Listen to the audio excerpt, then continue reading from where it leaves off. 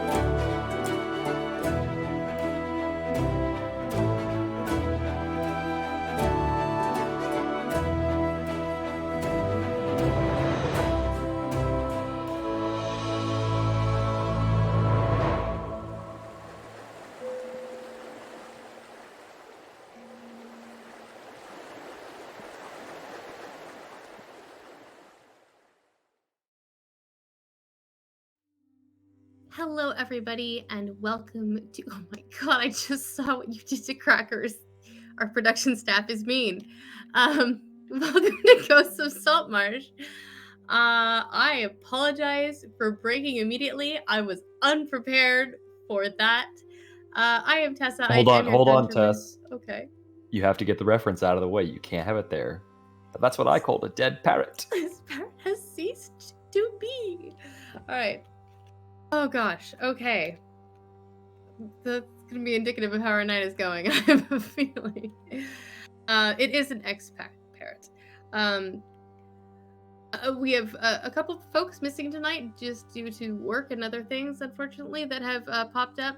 And so our production staff has so generously created some stand-ins. But anyway, I am Tessa. I am the dungeon master of this train of chaos that I have already lost control of within the first 30 seconds. I think that is a record for this stream.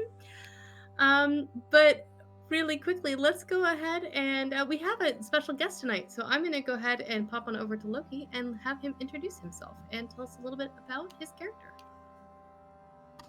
Hi guys, for those of you who haven't seen me before, I'm Loki. You can find me places you can be found on the internet at Loki Sooner. I am playing Urzok Stormcrow, a Circle of Land druid, and a purveyor of all things natural and magical and herbal. Excellent. And Zach, tell us a little bit about who you're playing tonight. Sure. I'm Zach. You can find me on Twitter at DuskFayDruid. You can find me on the Nerdsmith Discord where I run one-shots. I play Jaffer Zanzib, Captain Jaffer Zanzib, my bad. The Rock Gnome Artificer. She is the kind of person that will walk up to a vampire and say, "Hey, are you willing to work for us?" That kind of person. Nice. And Jay. Hi, I'm Jay. I play Fortune, Tiefling Monk. You can find me on Twitter and other places at J with two Y's, TXC. I can't speak today, apparently. That is all right. Neither can I. So it's all good. Jay is the amazing artist who did all the art for our stream, and I believe his commissions will be open soon-ish, is what I heard. Yeah. I'm gonna post at some point, whenever they're open. Excellent. Let's talk a little bit what happened last time. Last time you successfully met with Menestrad back in Motley's tavern. You were able to get some information about what's been going on in the town. Then you all very cleverly decided to sneak in to Scarin's office in the city council, discovering some interesting tidbits about this Reike Esso. You then decided to go down to the Anders estate, trying to hope that while Scarin was busy investigating what was going on at the city councils, you could get some more ideas about what was going on at the house, where you met said vampire after accidentally letting the curse be lifted, in which you let him go free. He was very thankful for that, as he just decided to flit away. And you learned that Anders is being held in the Dreadwood, and that Reike Esco and Scarin have been in cahoots trying to steal the air shale that has been excavated from the mines here in Saltmarsh to bring about the Isle of Bone, a up until recently fictional island in which has been pulled from the Shadowfell to create a throne on the prime material for Rinth and Orcus to rule over.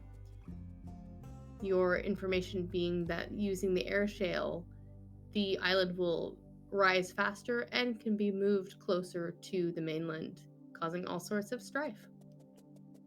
You learned that Reike Esco is out in the Dreadwood, and he is in the Dreaded Deeps, where most of the denizens live, and underneath the Night Hag Granny Nightshade. And so that's where you find yourselves now, is about to venture into the Dreadwood to find the creeping tower where Reike Esco makes his home. Hopefully you will find the kidnapped Anders there, as well as the supply of air shale, and who knows what else. So I will be taking over very briefly for Coral Crackers and Gwilyn, who are not here tonight, but you are all together, as you are on the outskirts of the forest, and Urzak has come in to join you because of his knowledge of the Dreadwood itself. Strictly on a consulting basis. Yes. All right. How would you guys like to begin? So we are just walking into the Dreadwood right now? Correct. You are just entering the Dreadwood. You know it is a day and a half journey to the center, which is the Dreaded Deeps, where the tower is.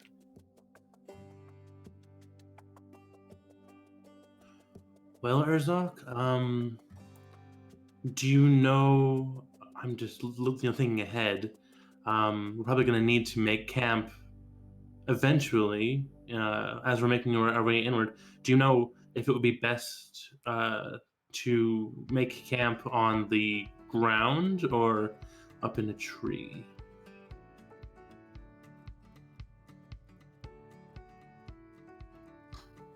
Nothing wrong with a good treehouse. Oh, we can arrange this. It's only best that we don't camp inside the Dreaded Deeps. It could be dangerous there. Okay, if you know where that is, then hopefully we won't do that. I can get you there, but beyond that, is not an area I'm familiar with. I'm confident in your abilities. I am confident in my party. I mean, I guess we continue onward, keeping eyes open as much as I can for any ne'er-do-wells that may try to eat us as we're entering and moving through. Alrighty. So you enter into the Dreadwood Forest. True to his word, Urzok is more than capable of leading you through the first part of the Dreadwood Forest without incident.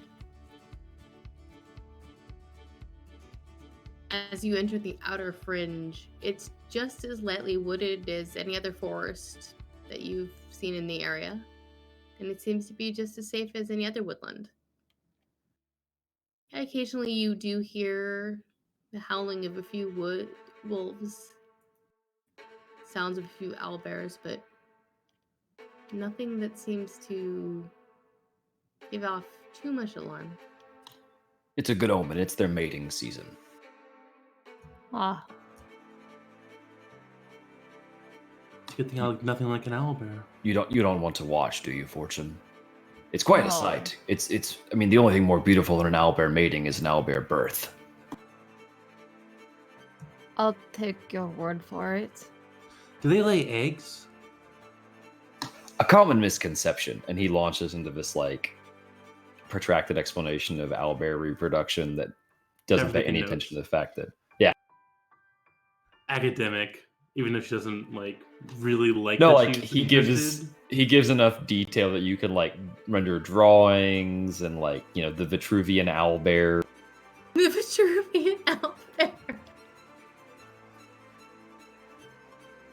Beautiful. That's perfect. Beautiful. Okay. What is Fortune doing? Is Fortune just like walking with fingers in his ears, trying to ignore this entire scientific and academic explanation? He's not like obviously not listening, but none of it is processing. It's just going right over his head. He's like, all right, cool. Yeah, sure. Doesn't know enough about science or animals to probably understand a lot of it.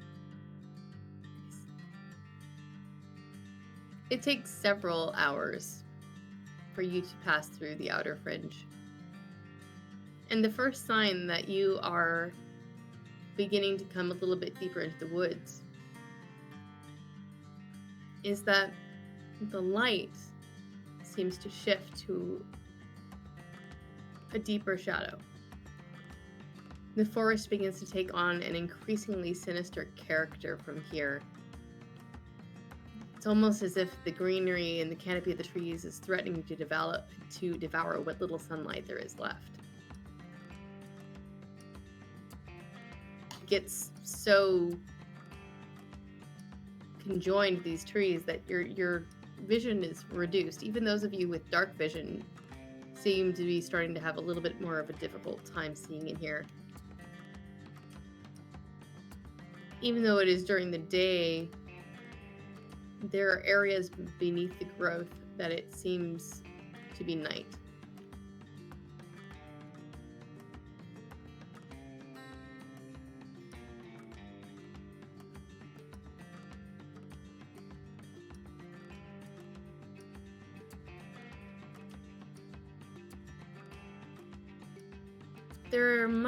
There are far fewer sounds in the middle reaches. Every now and again you see a small cluster of what looks like little candle flickers around the base of some trees. If I walked over to them, what kind of like wax, or is it like a natural kind of thing, or is this like something like you can like mass produce? Like, is it like a common candle, or is it something special? As you look a little bit closer, it appears to be a fungus that is growing from the base of the trees that look like wax cap mushrooms, but they have a little tiny flicker to light up to the top of them, almost like a small candle flame. Urzok, are these safe to touch? Ah, the candlelight caps. Yes, they can be a little volatile sometimes, but I think for academic purposes, just touch lightly. I could do that. Jaffer's gonna try to harvest some and like keep it in a container. The candle little light tips still begin to glow even after harvesting. not glowing brightly enough to do anything to really combat the darkness of the forest. But they're semi-comforting in a way. As you get a little bit closer, though, and you are pulling away, I'd like you to make me a perception check, please.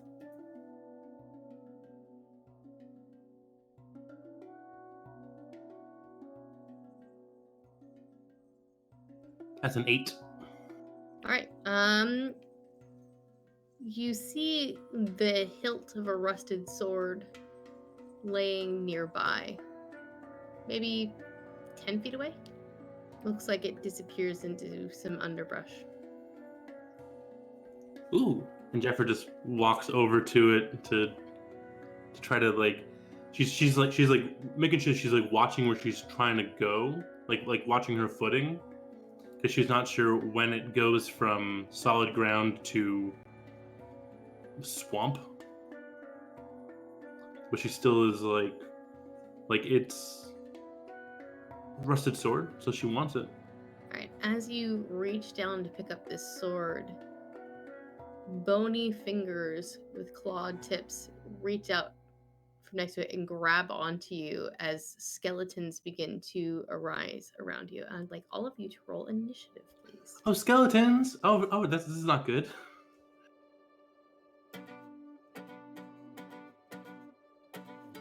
I don't have my initiative monkeys here tonight. Okay, I will do it in the chat. I got an 8. I can help, yeah. That would be great, Zach, if you do not mind. Your skeletal friends got a 7. I got a 4. 15. There are 4 of them.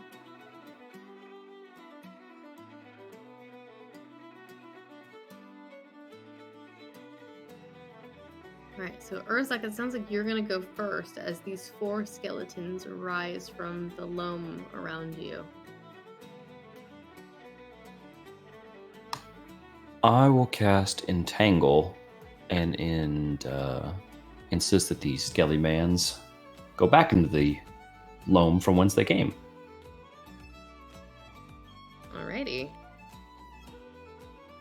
Is that something I need to make a save against? Yes. If they would please make a strength saving throw or be restrained until the end of the spell. Alright. That is a 19. That will probably be sufficient. Okay. Damn it. I am sorry. It happens. It's a 18 was a magic number, so just barely cleared it. Alright, so I would point out that the ground is still considered difficult terrain for the duration of the fight. sounds good. Fortune. All right. I'm going to hit them with my new staff. That's just a normal attack and then bonus action attack, maybe.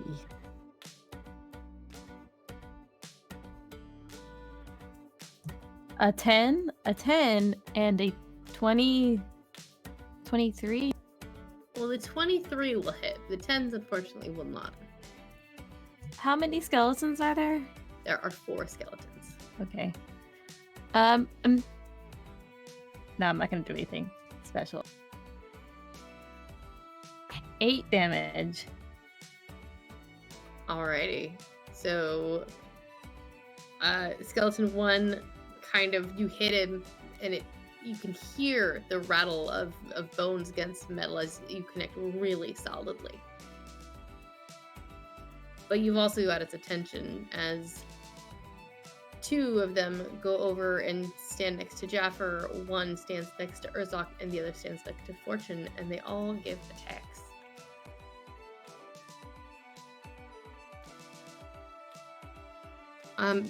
One on Jaffer is a natural 20. That just hits. The other 2 do not hit. And the other one on Jaffer is a 2. So, yeah, 1. No. Right. So, then 11 points of damage as it smacks you with that rusted sword. Okay. Is there another skeleton within 5 feet of me? Are there two How within close 5 are feet? you? How close were you to Jaffer? I had to move up to hit them.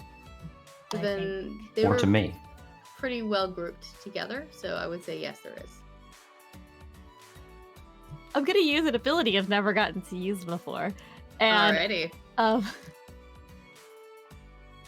going to use my Tipsy Slay ability. So using a key point as a reaction to cause the attack to hit another creature of my, just kind of like swerve back and it to get the skeleton to hit the other skeleton, one of them on Nice. Jaffer.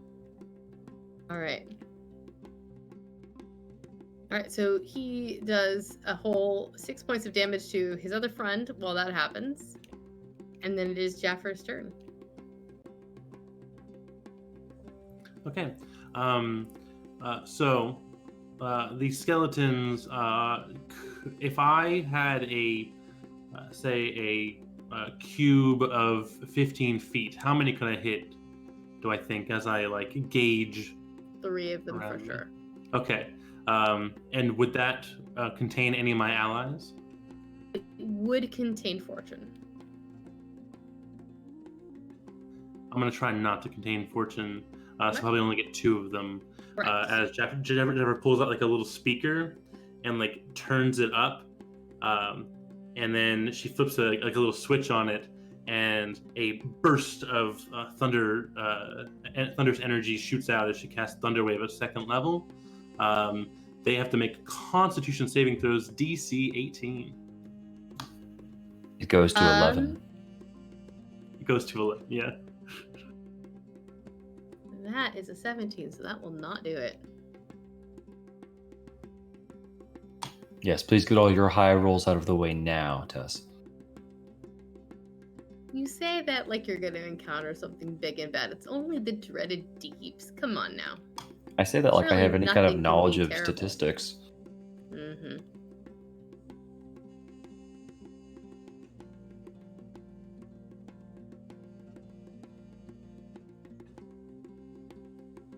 If they failed, and I think the 2 of them failed, they take 11 points of thunder damage and they are pushed back 10 feet. All right.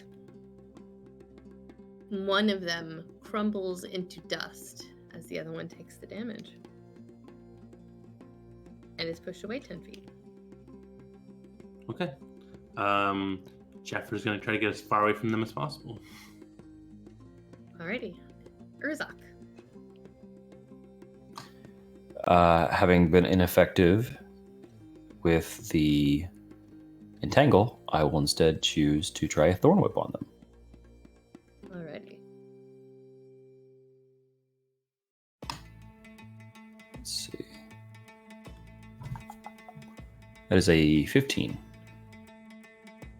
That hits definitely. Excellent. So we are now at 3d6 damage.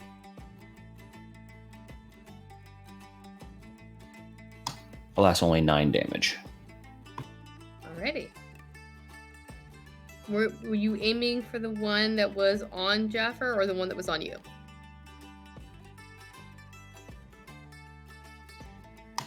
I'll go with the one that was on me. Alrighty. Excellent. He looks not great. Fortune. I'm gonna attack the one close to me, and if I hit and get rid of the skeleton, I'm gonna go after the one that Jaffer pushed away. Alright, sounds good.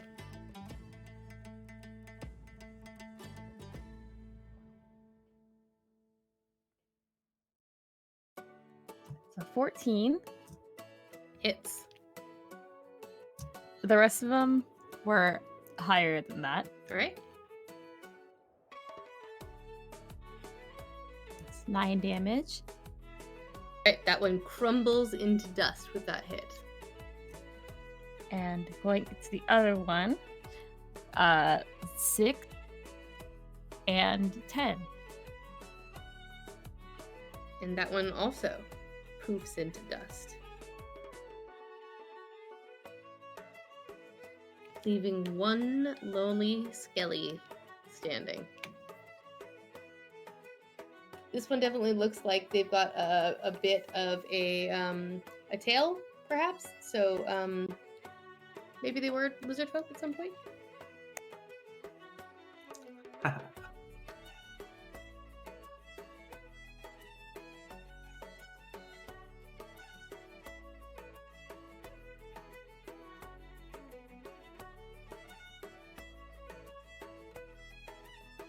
And let's see, they're going to come after Fortune. I forgot it was my turn. Sorry about that. And they're going to try and hit Fortune. And they're going to miss Fortune because I know what his AC is, and it's ridiculous. So a 13 will not do it as he whiffs with his rusty sword. And Jaffer. Jaffer pulls out her wooden gun that counts as like her wand, and she's going to aim for its head and take a shot using Firebolt as like an arcane circle appears on the end of it and then shoots out a bolt of flame. Excellent.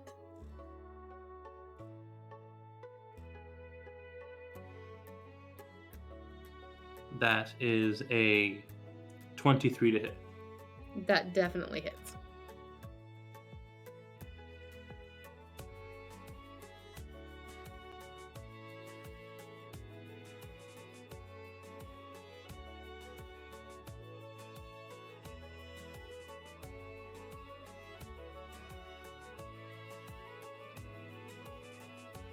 $20 points of fire damage. This one, as the fire damage hits it, the bones not only crumble into dust, but there's little tiny bits of sparks that are giving off as the dust motes catch fire. And once again, you are standing in the middle of a darkened forest. I got a sword. You didn't tell me you shows learned up. how to cast Disintegrate. No, that's just a cantrip. It's not even anything special. There you go, being modest again. That's me. Looking at this sword, it's like nothing special. Correct, it is just a old sword. It's rusted and pitted. Jeffrey keeps it. She'll work on it. Excellent.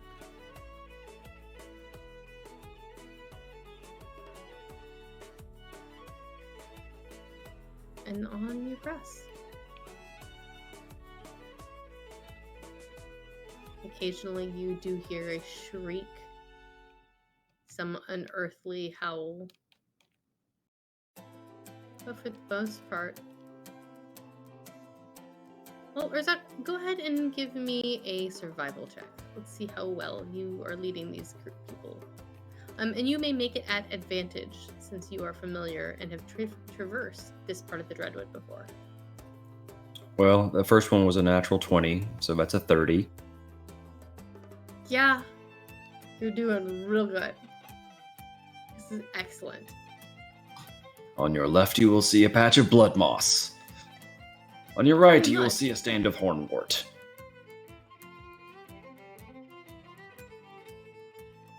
And your journey is fairly uneventful for the next couple of hours. It is starting to get dark. As you get closer to the center of the forest, you notice that natural light disappears.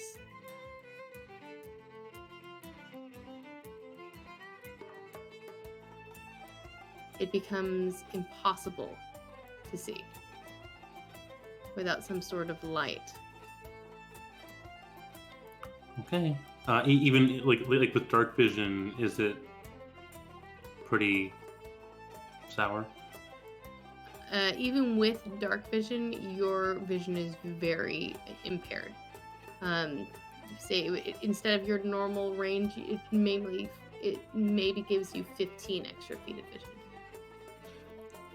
I'm going to light the ever-burning torch.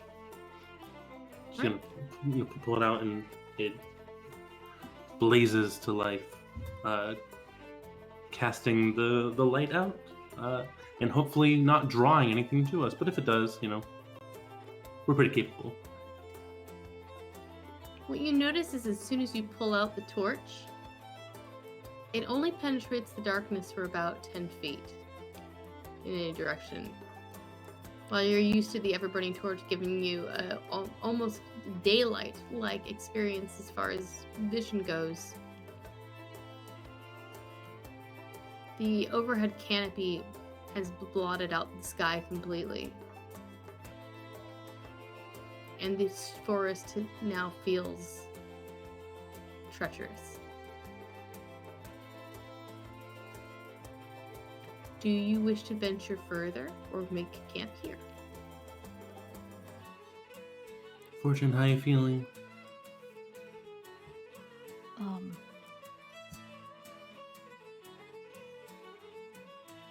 I don't like this. If it gets worse, I don't want to rest in the middle of the forest. Agreed. Willem kind of pipes up. I think it's a bit nasty here. That's an understatement. Okay, let's start making camp in the trees then, yeah? Alright. You begin to make your camp. Crackers finds a good nesting branch. Coral begins to gather items for dinner. Willen begins to keep a lookout. What is it that Jaffer and Fortune do to busy themselves in making camp? What role do you see yourself playing? Jaffer is setting a perimeter with torches, just to kind of illuminate the area around where we're kind of setting up. And then making sure that everyone ties themselves to the tree when they climb it, so that if they're sleeping, they don't just fall out. Because it's dark up above, so someone has to actually get up there, and Fortune can just get in the tree really easy. He probably starts climbing around trying to find places that are going to be strong enough to hold people. All right.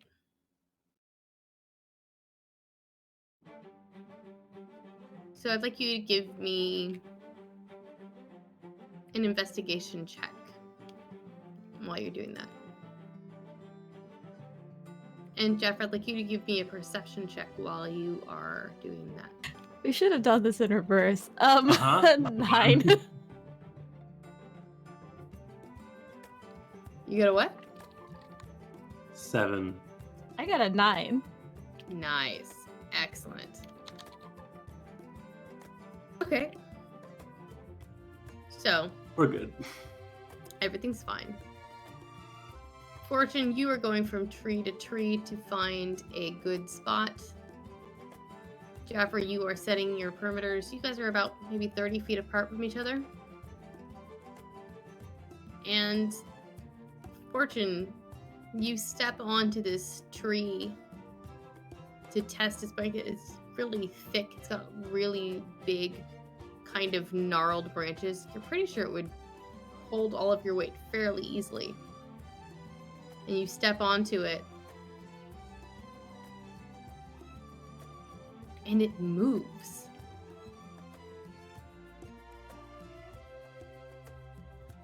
You're not entirely sure what happened. There's no way this tree should have moved from underneath you. But as you look up, having fallen down, the tree looks like it's twisting away from you. And as it takes a moment for your brain to realize what's going on, it turns and whoops back at you, wailing its limbs down, trying to smack you.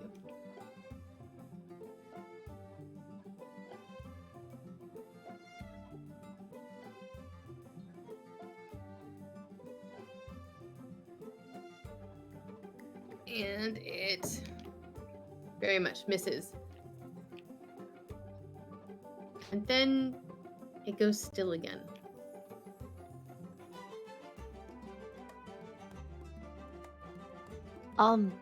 The tree moved. Yeah, because you stepped on it. Oh, and it tried to hit me.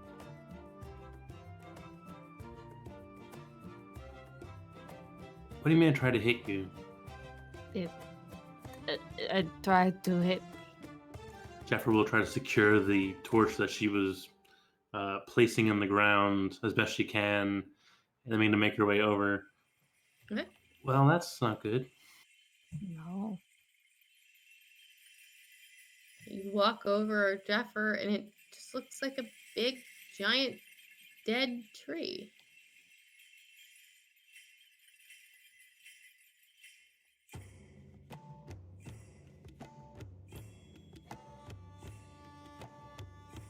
Jeffrey is going to go up to it and pull out some little gadgets, and she's going to begin to like scrawl a magic circle on it, and then as she finishes the last one, she will dispel magic on it.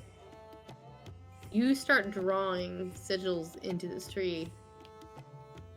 And as you are going to make the final chalk stroke,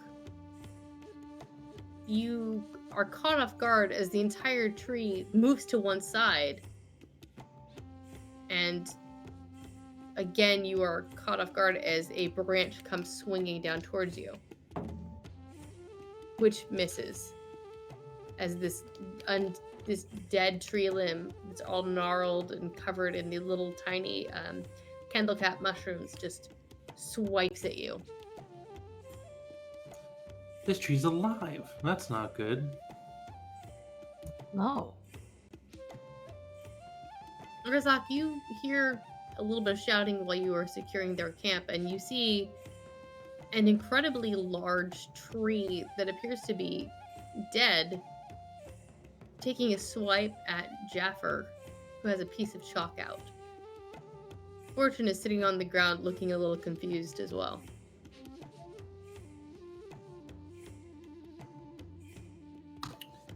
I rush forward and try to address the tree in the druidic tongue. Okay. To see if it recognizes any of the friendly words. Alright, what do you say to the tree? Let's go with hold and friend and please. There is a pause as the tree ceases moving for a moment. But no response. Does it hesitate, or does it just come to a stop? It looks like it hesitated. But it is still moving to attack Jaffer. The attack is kind of swaying now, but the attack is being held. Okay. The branches still look like it's the shape of a bit of a nasty claw. I quickly glance at Jaffer, and is it chalk? Yeah, I figured that it was enchanted in some way, so I was going to dispel it. Dispel the magic on it. The chalk or the tree? The tree. Probably not a good idea to try to dispel things until you're sure of them in this part of the forest. Is that a natural thing? I thought it was a magic thing. I'm sorry. So like, pat at the tree. The two are very intimately tied together in this part of the world. No. Urzok will kind of arm across Jaffer's chest and just kind of back away and doing the Chris Pratt raptor thing, just slowly lean backing down away to from do the it tree. on your knees. Kind of crouching in this awkward, like, duck walk, chicken walk sort of pose, trying to get slowly, no sudden movements away from the tree, and just again saying, go in peace in Druidic. All right. All right. Leave that tree alone. Fortune, you swear this tree had a mouth few minutes ago. Kind of look up, squint, see if I can see it again. Make me a perception check.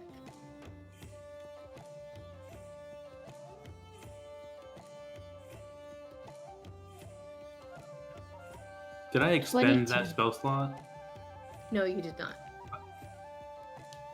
I'm sorry, what? 22.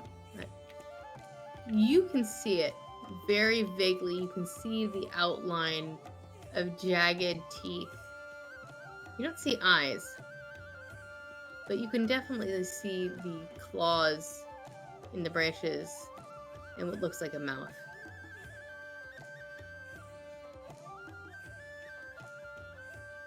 And as you're staring a little harder,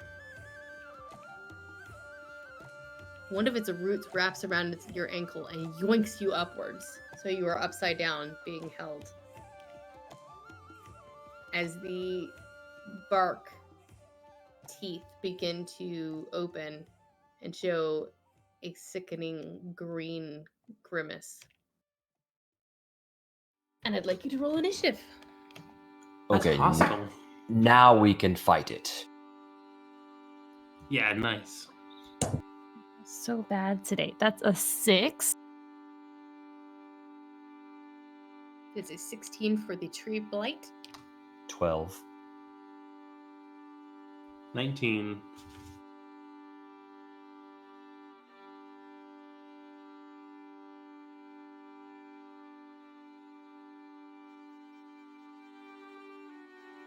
So what did Fortune get? A 6.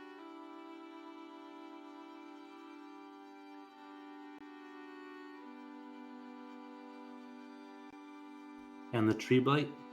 It got a 16.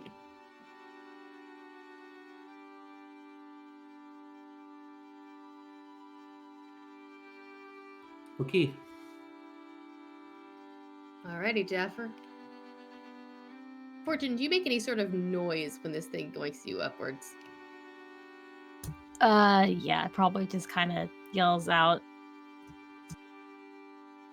Alright. Eat. Yes. Jaffer is going to pull out a different wand. It's an actual wand, not her little gun thing. And she's going to point to like the opposite side to where Fortune is, and shoot a little bead that explodes into a fireball, with the intent to not hit any allies. Alright. Go ahead. Let's see, the tree has to make a dex save, which is not its strong suit. Correct. I It's don't DC believe 15. 10. Yeah, 10's not going to do it, so go ahead and Okay. roll damage. Cool.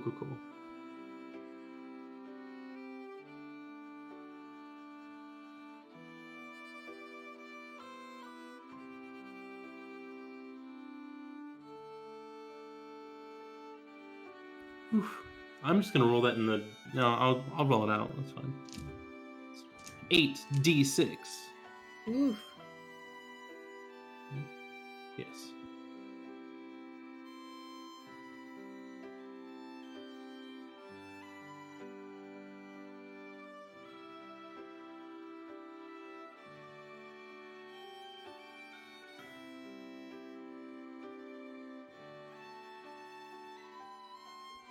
Uh, 18 points of fire damage. That was the worst. So many ones. Alrighty. It definitely doesn't like that, as the appearance of dead wood sparks to life. Good. That's me. It lashes out at you with a branch and a root, Jaffer, trying to get a hold of you. Does a 21 hit you? It does. The root takes a hold of you, do a 9 bludgeoning damage, and as you are now held, you are grappled in its roots as it opens its mouth and tries to take a bite out of you. I'm going to assume that a 14 does not hit you, though. No. You are grappled by this creature. You are upside down, and its mouth is open, and its bark teeth are kind of oozing this green, viscous liquid. I come up in its hand so that it's like trying to like bite me, but it has to shove its entire hand into its mouth to do so. Ready. Urzak. Urzak is paralyzed with indecision. So this thing has both of my party members up by its roots, correct? Correct. How thick are these roots? They are very thick. Damn. You imagine it probably would do some damage by cutting it. It will not be easy. No, and I have a scimitar, not an axe, so I cannot axe it a question. Delightful.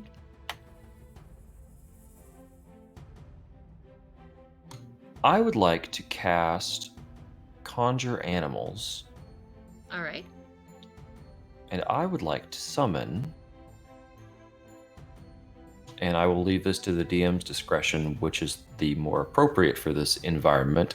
Either says I can summon 8 creatures of challenge rating 1/4 or lower. Included in the 1/4 list are axe beaks. All right. Alternatively, I would also settle for several swarms of woodpeckers. Thank you for the bits. Thank ye for the doubloon. I would say that you may absolutely summon some woodpeckers. All right. Axe beaks would be a little bit difficult in this terrain, but yes. I mean, you're basically summoning a fey spirit that takes the form of these animals, but it is fine. So yeah, I just want to see, and I don't know how big a CR a swarm of birds would be, but I just want to see just like swarms of woodpeckers come flying out of nowhere, out of this forest, and just start hammering their beaks into this thing's roots, trying to get it to turn loose of my party members. All right. I'd like you to go ahead and roll me a d20.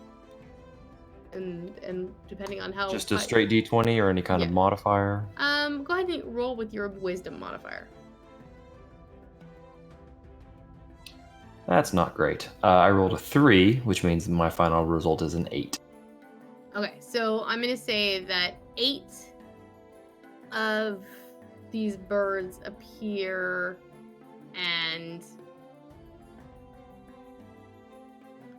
they are a little ineffectual, not quite as effectual as you'd like on their first pass. So go ahead and roll 2d4 and let me know what you get, and that'll be their damage. Are you concentrating their attacks anywhere in particular?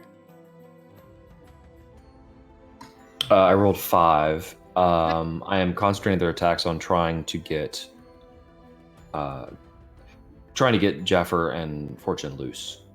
All right, so Now, just for the sake of reference, split this is between- assuming this is a 3rd level spell, just FYI. Okay. Thank you. I might flavor that a little different next round then. It's fine.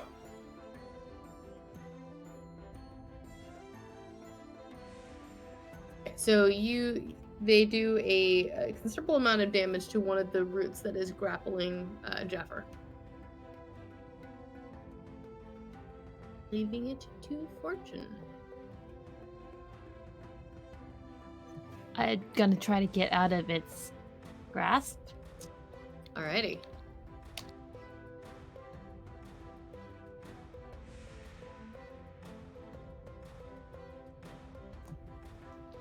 I can do acrobatics or athletics for that. Correct.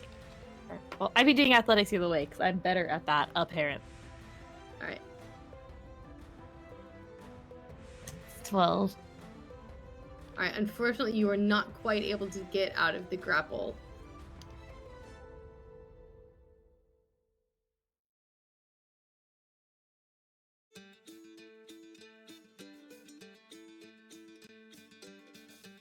Is there anything else you would like to try and do?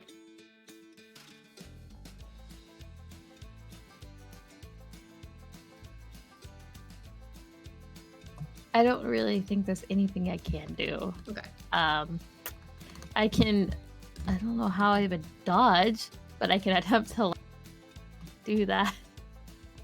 Alright. Alright, so then we'll go ahead and move on to Jaffer.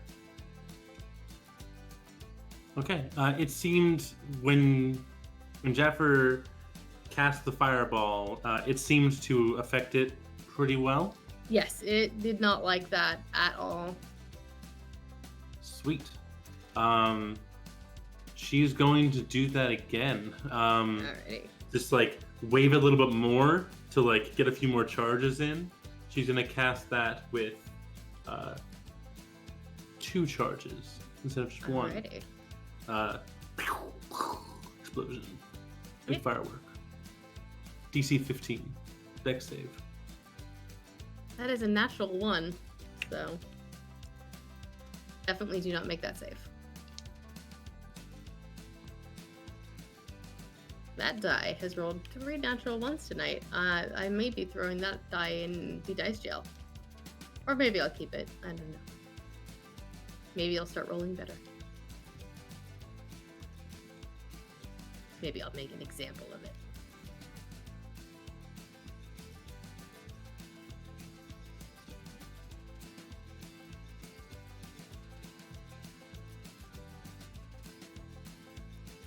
"31 points of fire damage." Oof. That is an unhappy tree. That's me. That's all I can do. Alrighty. So Blighty the tree is very angry as you have now tried to torch it, so it's going to try and shove you in its mouth again. Now that dice is really going in the dice jail because I missed my dice tray completely and dropped it on the floor. Does a 18 hit? It would if I didn't cast shield. Alrighty, so you managed to not get eaten by a tree. Yeah. And it is going to try and do a branch attack against Urzok. Urzok, does a 28 hit you? Just barely. Alright, so 16 points of bludgeoning damage as this tree limb catches you in the stomach. Oof.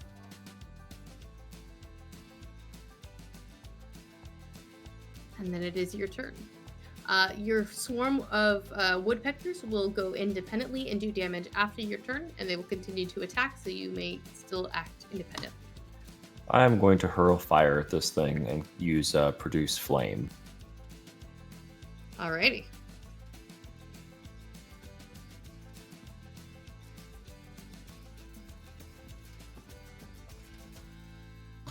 A 20. That definitely hits. Non-natural. Okay. That's for 11 points of fire damage on this thing as I hurl a bolt of fire at it. Alright. And as you do that, your ravens are going to concentrate on one of the branches. Which one do you like them to concentrate on? The one holding Jaffer or the one holding Fortune?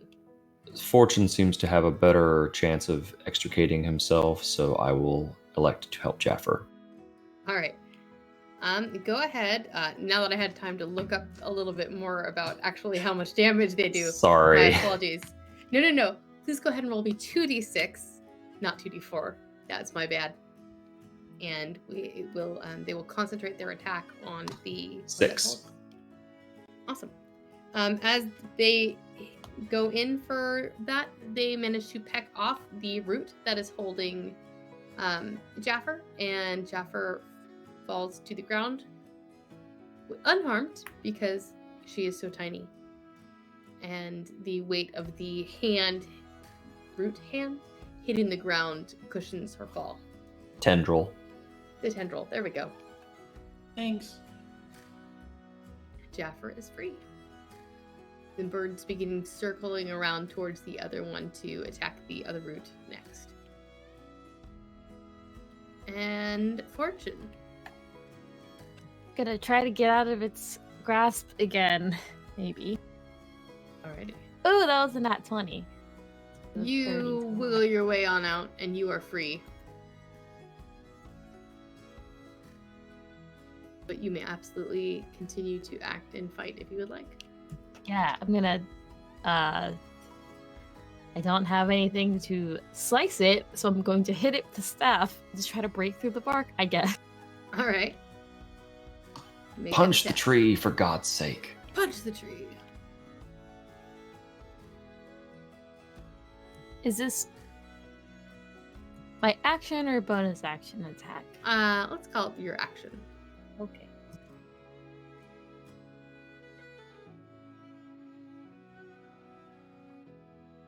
$14 was my higher one. That barely misses. Gonna use flurry of blows on it Okay. so I can maybe. One of them is an 18 on the die. That definitely hits.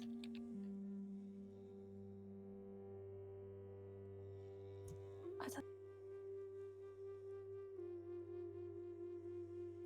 11 damage because I remembered to do my sneak attacks. Excellent. You hit the tree and you feel a really solid, satisfying crack under your fists as the bark begins to splinter and more of this green viscous ooze starts to creep out of the cracks in the dead-looking bark. Jaffer.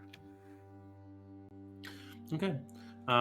Jaffer is going to stand up and brandish her wooden gun and take a firebolt shot at this thing. That's a 15 to hit. That is the magic number. Okay.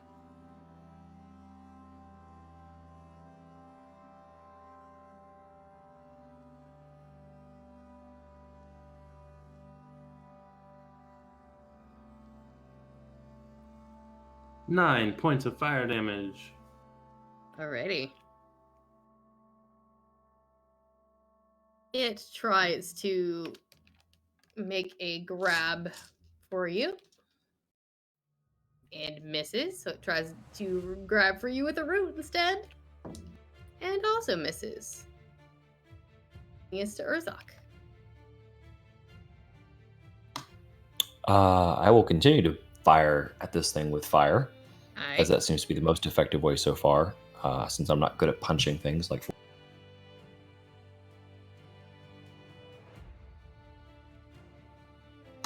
23. Definitely hits. This time for 16 damage. Try to throw this thing right in its mouth. Just a little bit of heartwood burn for this. Describe how you burn this tree from the inside out. So as it, comes roaring towards us with its mouth open as if to devour Jaffer, I hurl the fire, and as it goes down this thing's throat, the woodpeckers start alighting and poking out where its eyes would be. And as this thing falls over, you hear a faint ha ha ha ha ha, and then all of the woodpeckers disappear in a wisp of vapor. Beautiful. Beautiful. And this tree now is well and truly dead. Firewood. Yes, indeed. Yes, we are bonfiring tonight. Not a unwise decision is close to the heart of the dreaded deeps. In the time, do you chop it up for firewood, or do you try to move camp closer to here? How big of a tree was this? It's a huge tree. I would say we camp at its lee. All right. So the rest of the group trundles over and gets set up. You guys get ready to settle in for the evening. Who is taking the first watch? I will take the first watch, and I will distribute good berries among the party. Excellent. So that everyone can be healed and nourished. Excellent. Who is taking the second watch?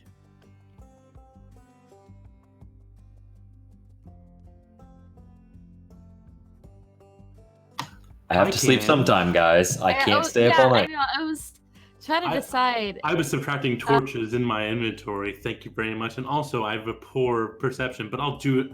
I'll take second watch. I'm I'm a team player. thinking of we should space out the people who are very perceptive, because like something might not come to attack us when the tree was just swinging around, but after a few hours maybe. So I was trying to decide. I'll do third though. Just- I mean, I guess if this thing had a Just in mouth and case. like an inner side, is it possible for us to camp inside the tree for even more defensibility? Taunt on it. Yeah. You could absolutely camp inside the tree. You're not entirely sure what that green viscous fluid was and what it would do to you if it got on you.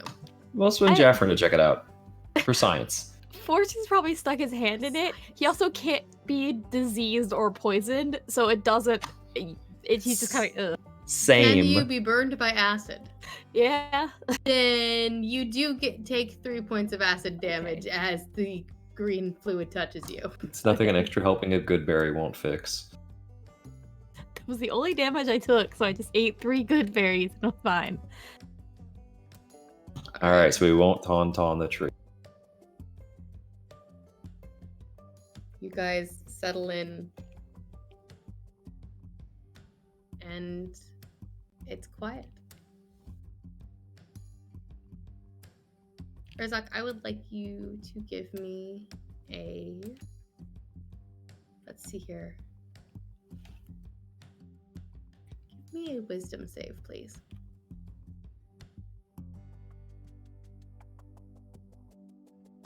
$17. All right. Your watch is quiet and uneventful. You hear the sounds of your party one by one slowly drifting off into slumber. Is the forest quiet or like unnaturally still? It is quiet, but it's not an unnatural quiet. Okay, so I'm not unnerved by the lack of noise. Correct.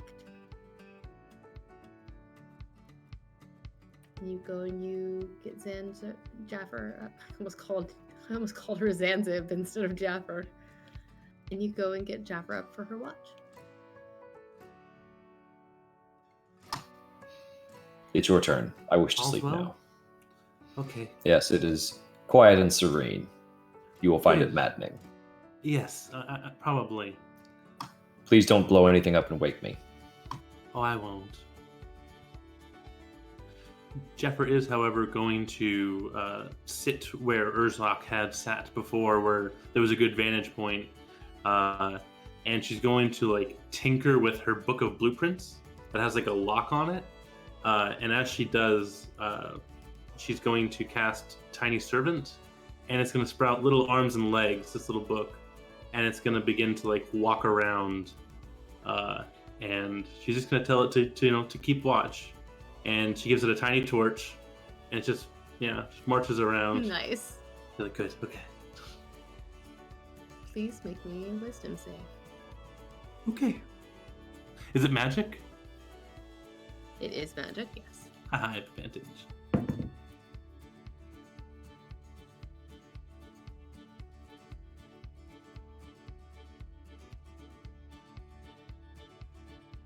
Does a 15 succeed? Oh no, never mind. No. I'm sorry. That's -1, not +1. 13. All right, I will come back to you. Jeffer, it is quiet during your watch. Your little book servant is going very well. He's doing an excellent job. And just travel and everything. Your eyes are so heavy. I mean, he's got it. You could just close your eyes for half a second. And then you are asleep.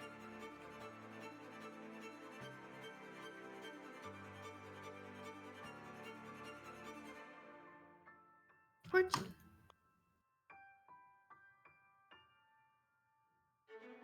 You are awoken by a small book carrying a torch for your watch. You look up and you see Jaffer completely passed out against the crook of the tree. I'll shake her to wake her up. I did do it. Oh, I wasn't sleeping. I was keeping watch. I guess. But now you can't sleep. I woke up, right? DM, I woke up. Yes, you woke up. Okay, good. Then yeah. Okay, cool. Good luck. He's a friend. Pointing to the book. Make sure he doesn't hurt himself. So Okay. go and curl up. Where's she sleeping before? He's a self-help book. Yeah. All right, Fortune, you begin your watch. Make me a wisdom save, please.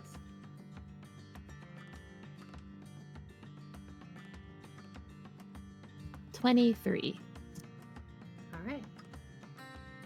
The forest is quiet and uneventful. Dawn comes, at least you think it might be dawn. It's hard to tell with the lack of light. Seems to be a little bit more activity from animals. Maybe that's what clues you into its time to wake.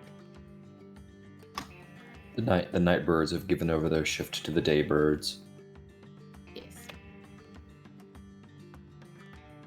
Razak and Jaffer, you awake not long after.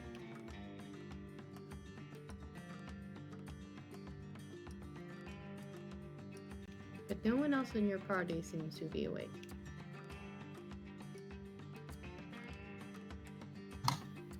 Wait, say that one more time.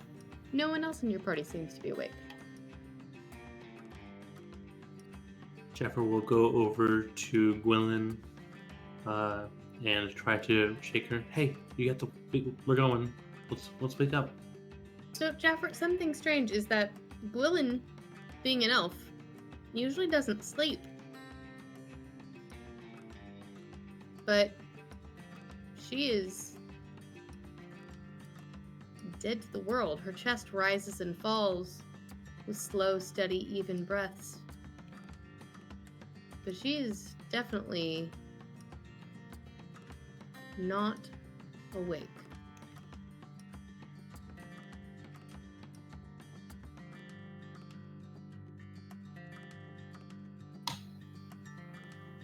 I definitely did not put anything in the good berries. I don't believe you, but either way. Okay, I didn't put anything in the good berries that would induce a coma.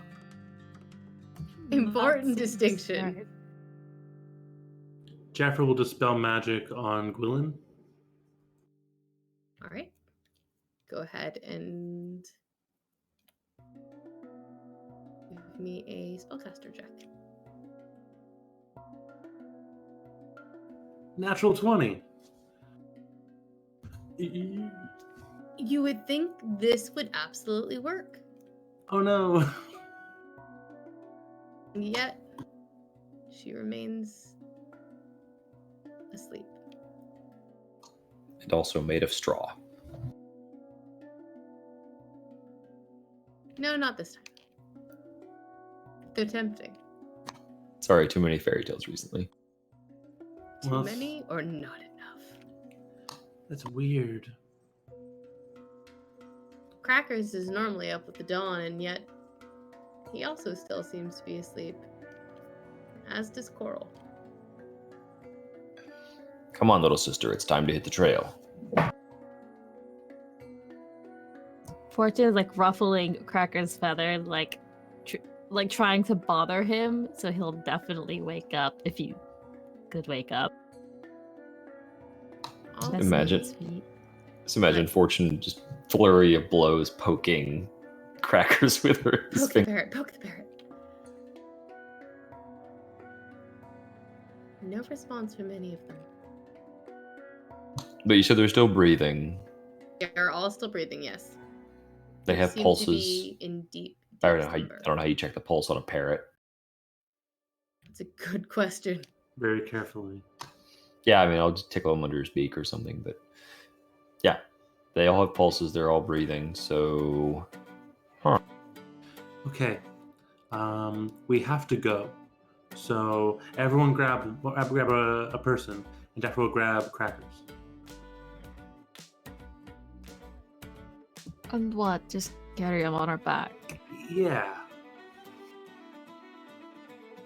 I don't know. I mean, what I don't. What should we do? This is not safe. hold on. I have another solution for this, and I will cast Druid's Grove around this area. Okay. What does that do? The entire. Hold on. I invoke the spirits of nature to protect an area outdoors. Can be as small as a 30-foot cube or as large as a 90-foot cube. I'm not sure how big our campsite is, but I suspect it's not a 90-foot cube. Right, it's not quite that big. I can specify creatures as friends who are immune to the effects. Can also specify a password that, when spoken out loud, makes the speaker immune to these effects. The entire worded area radiates magic, etc., etc. Okay, so I have a choice of effects of which to apply. I can apply solid fog, grasping undergrowth, grove guardians, which basically animates trees. I can also apply spike growth or wind wall. So I'm going to go with grove guardians, and I'm going to probably do spike growth on the grove guardians to make them even more intimidating. So it's basically 4 awakened trees that are sentinels for this area. I just set them to guard our campsite and our friends who are sleeping.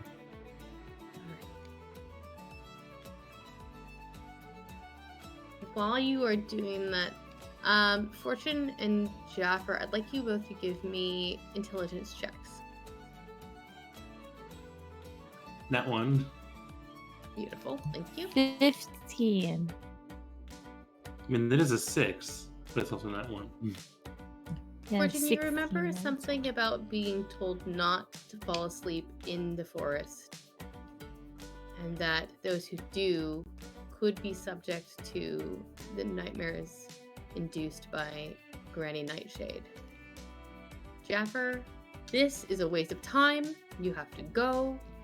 Why are people being so slow? How come these lazy fuckers are still sleeping?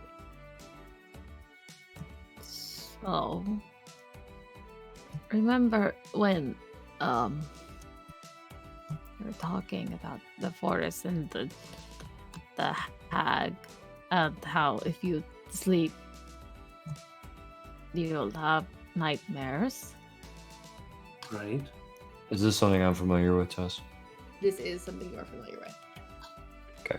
I will immediately back Fortune in this argument then. I don't believe it. It doesn't matter what you believe. It matters what is true.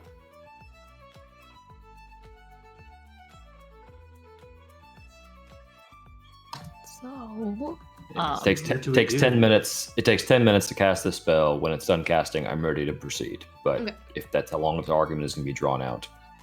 I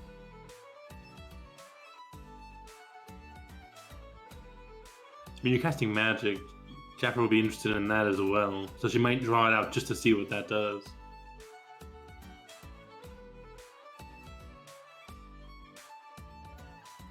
so do we go for a hag?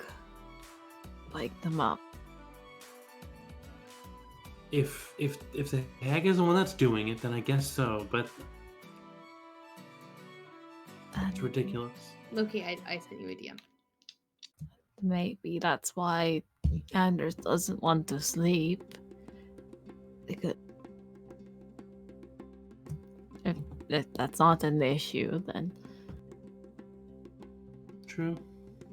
you'll keep someone awake long enough, they'll agree to anything, which might be what's going on.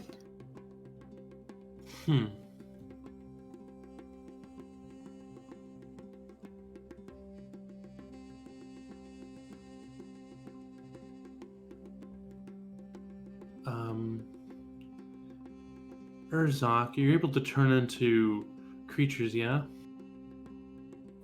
Yes. I mean, we have to go. If we have to fight this hag to free them from this sleep. We can't leave them here. So if you can turn us Where would you propose that we put them that they can be safe? If we are carrying them, we are burdened ourselves. We can't just drop them every time a skeleton pops out of the water. I will stop looking for rusty swords. While I appreciate the sacrifice on your part, they are as safe here as they can be anywhere in these woods. That's a good point. Because, wait, the spell you just did, yeah? Yes, the Druid Grove. I have sanctified this area for the time being. It How will long do you last have? 24 hours. Okay. Fortune is correct, though. If we're going to rescue our friends, we're going to have to enter the dream realm. How do we do that? He points to the jar of phosphorescent fungus that you collected earlier, and just grins at you with tea. It's been a long time since my college days, but maybe. Oh, what do you say? Do you guys want to get high?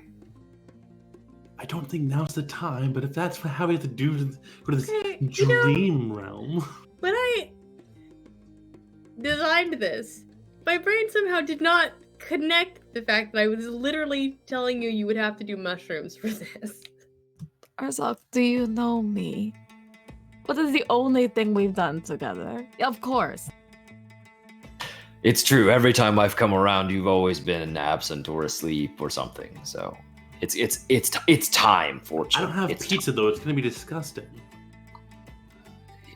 Wait just a moment. And he goes and he starts rummaging around in the forest nearby and comes back with like something that looks like tomato and like a little bit more plain mushroom, and says, I know one of you has some cheese in your bag somewhere. We can make this work.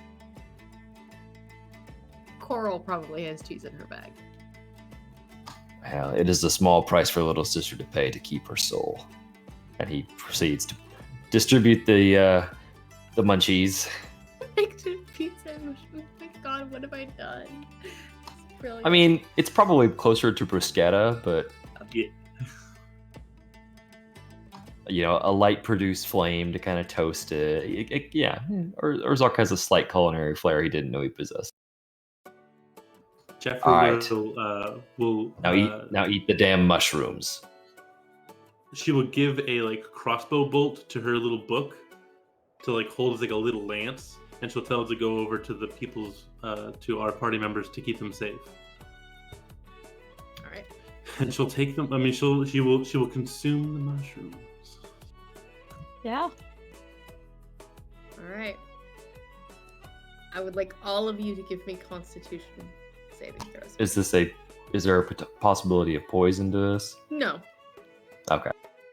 but there is a possibility of being a little bit resistant and potentially having to eat more of the mushroom. I got a 17. Okay. A non-natural 20. Okay. Urzark doesn't care. He pops the whole thing in his mouth anyway. All right. Then roll at 17. disadvantage, please. All right. I say that to be flippant. Urzark would know, like, if this is a ritual, he's going to approach it with the correct. I mean, this requires exactitude.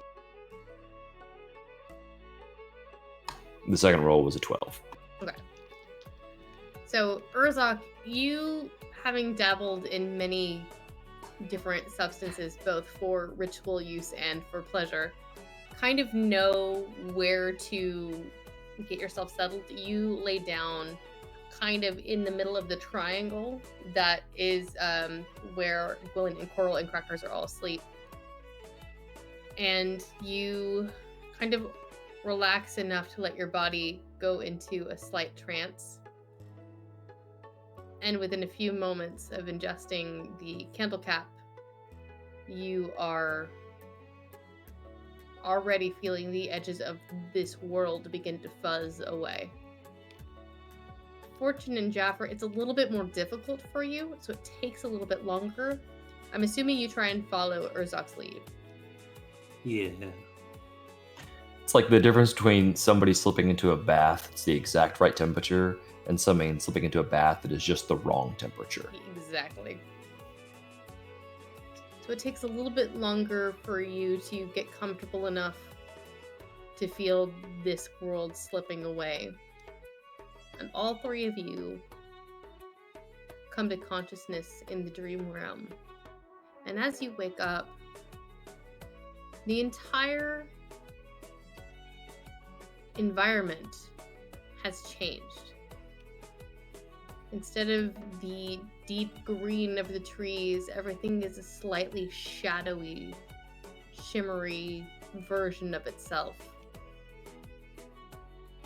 You can see eyes in the bushes watching. You hear more creatures. And as you look around, the pathway towards the dreaded deeps of the forest, an archway made of thick brambles has formed, as if a beacon to the way you must travel.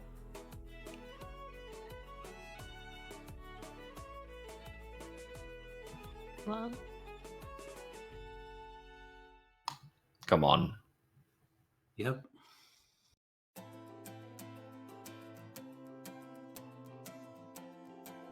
Jaffer will follow the rest. And We'll head down the path and all down the markers accordingly. Mhm. As you walk further in, you catch shades of creatures.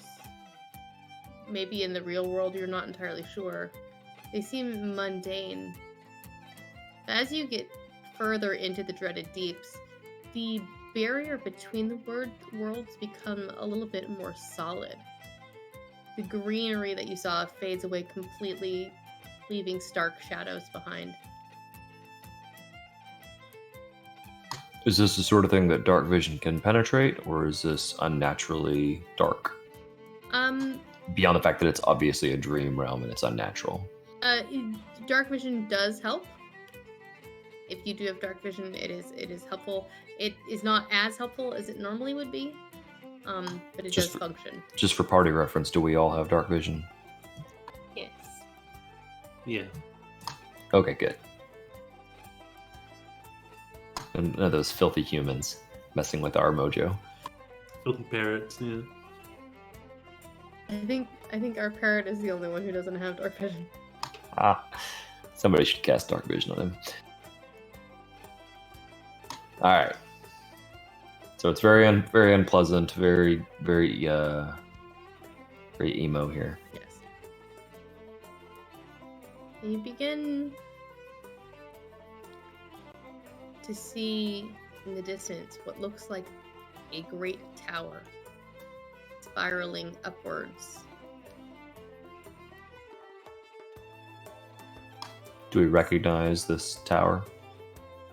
Urzok, you have never seen this tower. You have heard tale of the tower that resides in the center of the dreaded deeps.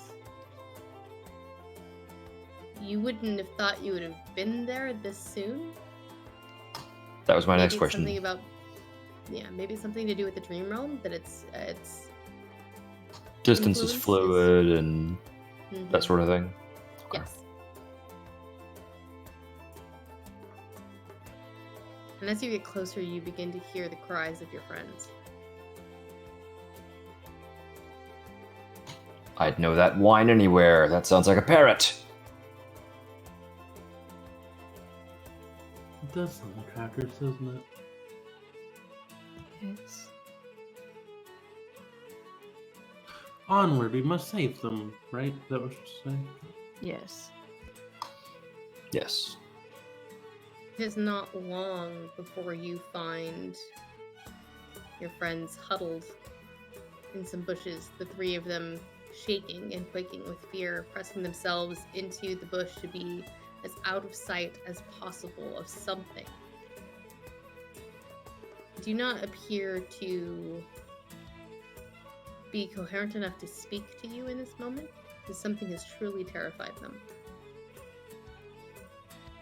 Do they show any indication that they even like acknowledge us? Like, do they even recognize that we're there?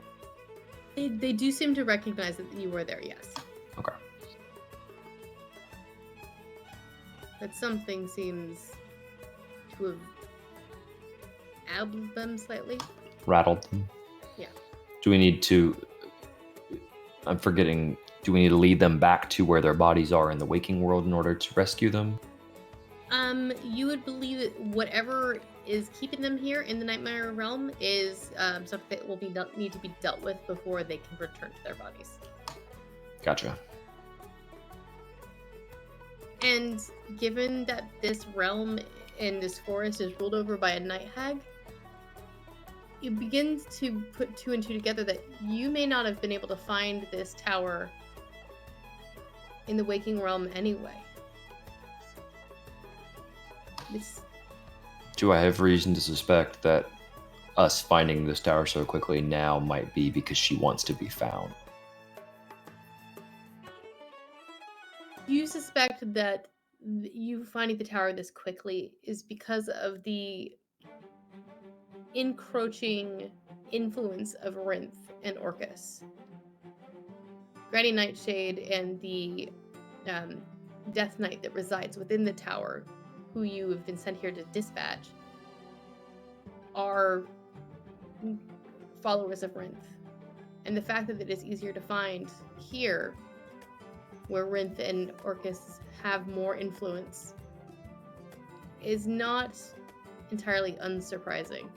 In fact, attacking here may give you a chance to actually defeat them. So maybe it's best to stay here even after your friends are freed. But perhaps it's a discussion for after they are freed from whatever nightmare is haunting them.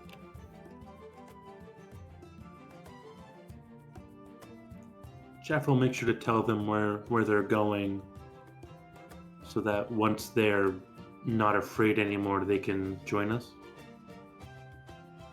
Sounds good. As you're telling them, you begin to hear sounds like hoof steps behind you. Very large hoof prints. You begin to see inky black tendrils of smoke forming from seemingly nowhere as these hooves begin to materialize and this figure begins to grow and take form from this inky blackness. You watch as legs form, stretching 15, 20 feet up. A rippled, massive torso of inky blackness forming long arms with deadly razor claws at the tip. And finally, faceless features with ice blue glowing eyes and ram's horns of darkness. You may have found the waking nightmare that have been keeping your friends here. That was fast. And I'd like you to roll initiative.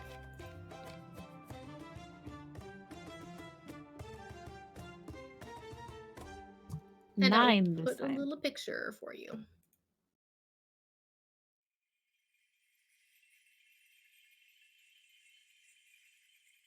There you go.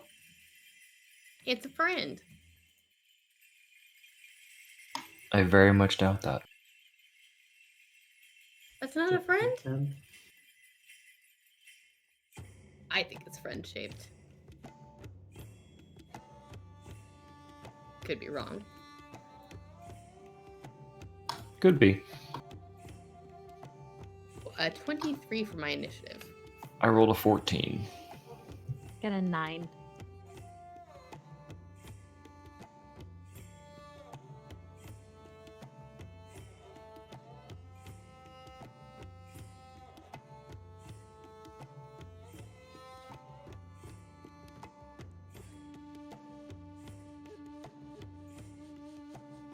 Alrighty. You got a 9? Alright.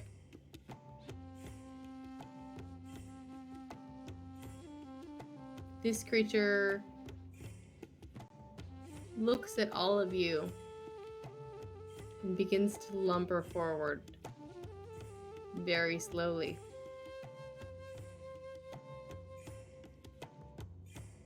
It gets to you, Fortune, and reaches out one of these massive clawed hands and rakes its claws across you.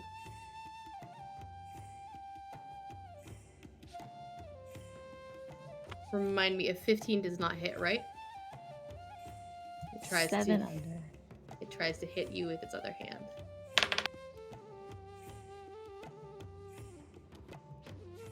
And it still misses because that's only an 18. So there's 1, 2 as these two massive claws come and attack you, but they miss completely. Seems to frustrate it. Urzak, as you begin your turn, I would like you to please make me a Constitution saving throw.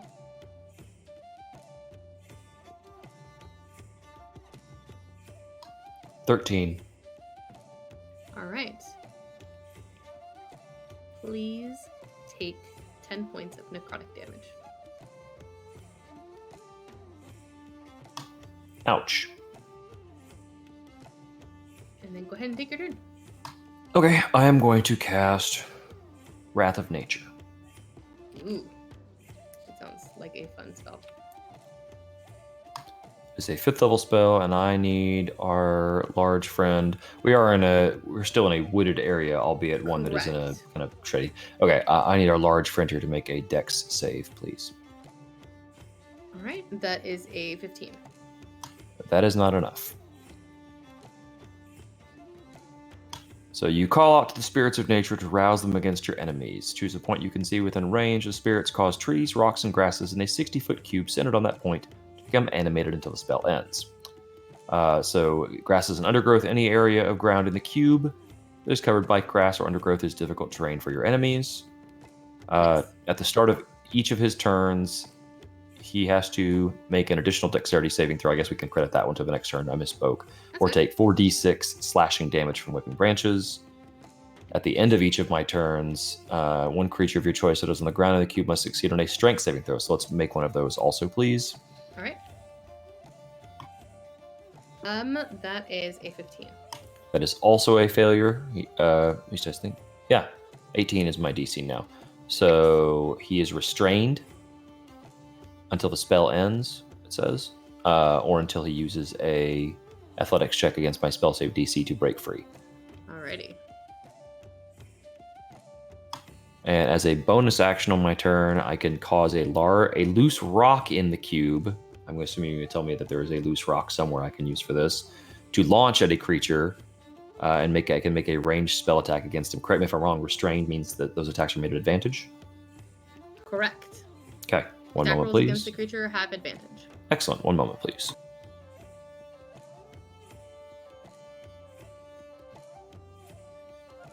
Remind me, you did not fall asleep last night, correct? I did not fall asleep. Mm-hmm. Oh, during my watch? Correct. Correct. Then your attacks are not made with disadvantage anyway. Awesome. Sorry, Zach. It's fine. Well, I'm glad there's advantage because that first one was a 1. 16. That hits. Okay. Is this creature affected by non-magical damage? It is affected, yes. Okay. I just want to make sure before I bother to roll. I just realized it is immune to being restrained, though. But that's okay. I will still give you the Fair advantage enough. I 'cause will. I screwed will up. keep that in. All right. So the roots are ineffective. He does, however, take 17 bludgeoning damage as a large rock hits him in the face. All right. Sorry, I had forgotten that it was immune to that, so I apologize. Fair enough. That is my turn. Excellent. Jaffer, as you begin to take your turn, please give me a Constitution save.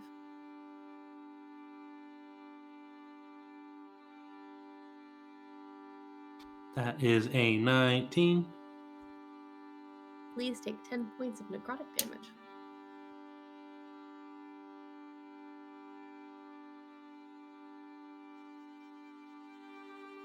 heap.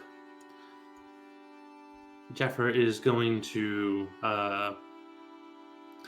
back away as best she can, pull out a little mechanical crab and place it on the ground, and then put a wand at the back of it and wind it up, and it becomes a medium construct. Looks like a crab, and she's going to use a bonus action to make it shoot a arcane bolt at it, this creature. Is that a disadvantage?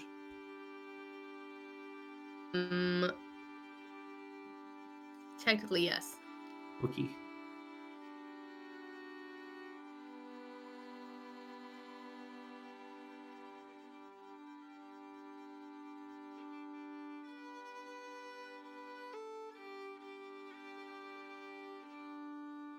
Uh, 24. That hits.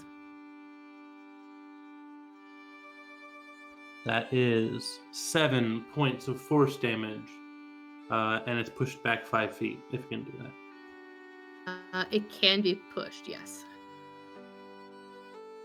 That's me. Alrighty. Fortune, please give me a con save.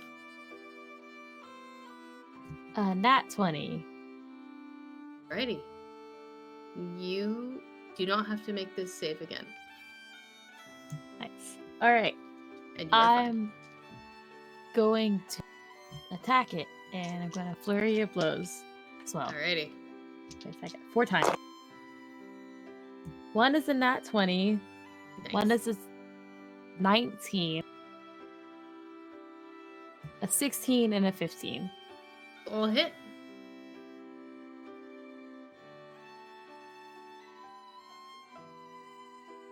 I need to add a lot of stuff. Hold on. That is alright.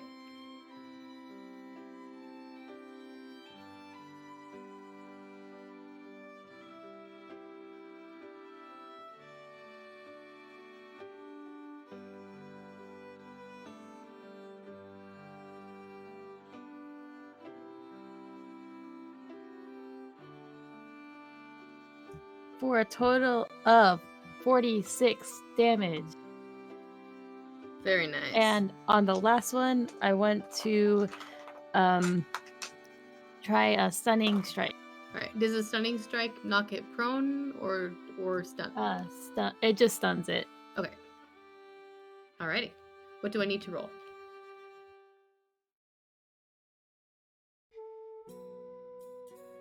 A Constitution saving throw. DC 17. Alright, that is a 23. Sorry.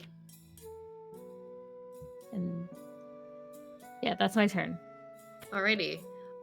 So that was a very rough hit that it took, and it is not happy. So it is going to look over at you, Fortune, and try and make a melee attack with its claws again.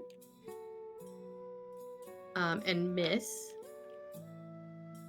And then it's going to try something different. And instead, realizing that you are hard to hit, is going to reach out with one hand and point a kind of disgustingly clawed, bony finger at you.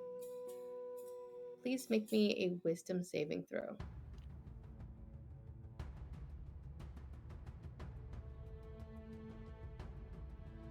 $23. All right. You take 13 points of necrotic damage, but you are not paralyzed and you are not frightened, and you are now immune to the Finger of Doom for the next 24 hours. Nobody likes being doom fingered. You are correct. And I just realized he attacked the only person he didn't have advantage on, so that's real smart of him. So we'll say not his best ability. So and that is his turn. Urzak, as you begin your turn, please make me a Constitution saving throw.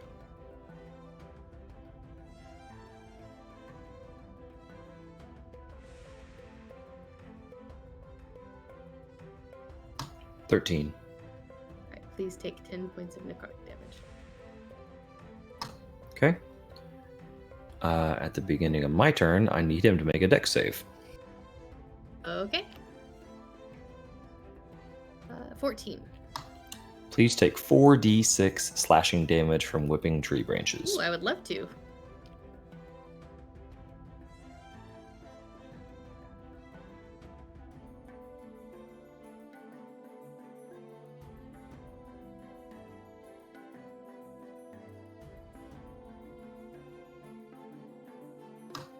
That is a pathetic 5 damage from 46 because I rolled 3. Oh, that is sad. I hate it when that happens.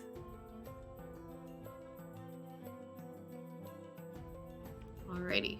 Is there anything else? Do I need to make a strength save for the Since he rocks? cannot be restrained, the roots and vines thing is no longer relevant. Okay. I made an attack with the rock, and I actually rolled a 1. So that does not hit. But I don't know that there's anything that critically fails on a spell ranged attack.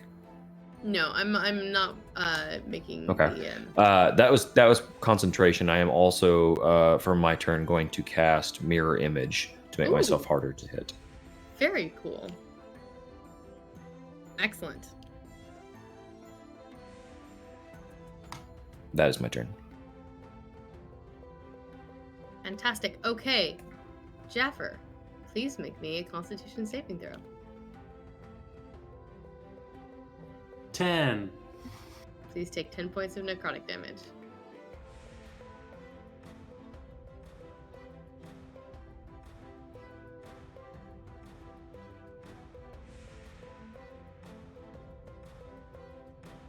Jaffer is going to move about 25 feet away from her one turret and put down another one. This one looks like a turtle, a little mechanical turtle that becomes a medium-sized mechanical turtle. And she's going to point her gun towards the creature, and both turrets fire simultaneously. So both at disadvantage. Both are at disadvantage, yes. First one's a 14. That misses. Oh, I apologize. That hits. Okay. I thought the AC is 14. That is your magic number. Okay. Then both hit. Okay, so that is 4d8.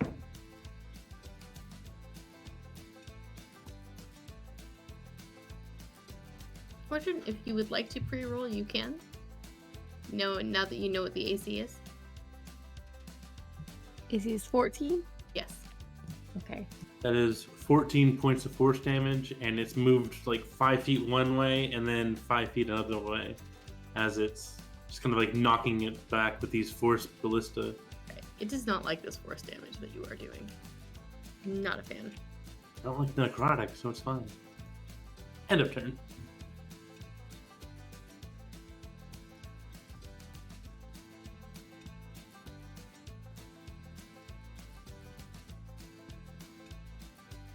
Alright, Fortune, you are up. I got. So I'm gonna hit it. I'm gonna use Flurry of Blows again. Okay. I got 3 of them were 15 and up. Okay. Excellent.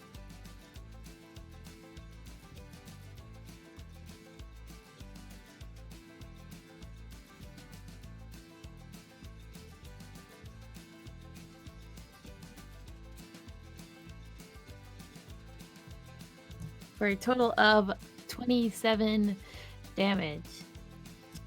Alrighty. It isn't like that either.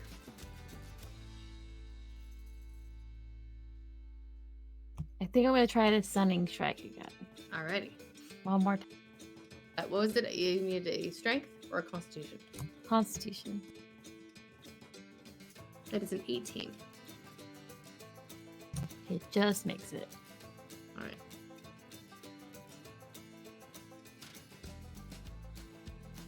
Okay, it is going to line up against Jaffer, because it did not like those volleys that you had been doing against it, and it's going to give the first attack. And that is a natural 20. Just hits. Just hits? Just barely?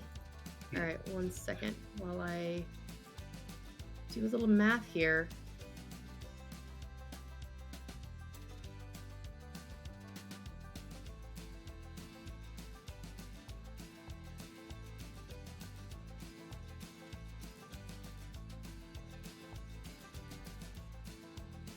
Um, 76 points of necrotic damage.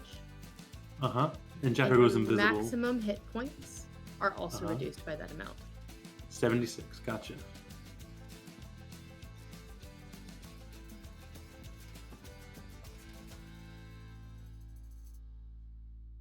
I apologize. That is not automatic on the hit point reduction. Please make me a Constitution saving throw. 15. Okay, no, it still happens. I'm sorry. Alright. So you go invisible, you said? Correct. As she's hit by this, she immediately just blinks out. She is not visible. Alrighty. Alright. Seeing that you have gone invisible, it is going to make its second attack at Urzok, and let's see if it gets its Finger of Doom back. It does not, so it is going to try and make a reaching attack with its claws.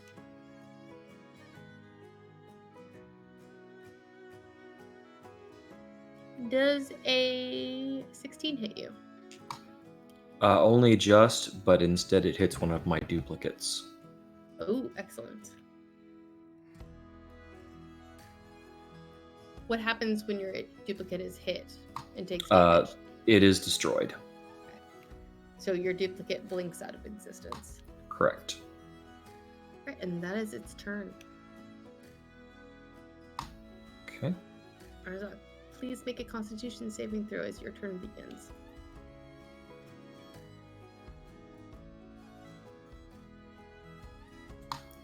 $17. Please take 10 points of necrotic damage. I am sad. All right. sorry. Frantically casting about after seeing that attack connect with Jaffer, but unable to spy her, I will instead choose to remain on the offensive.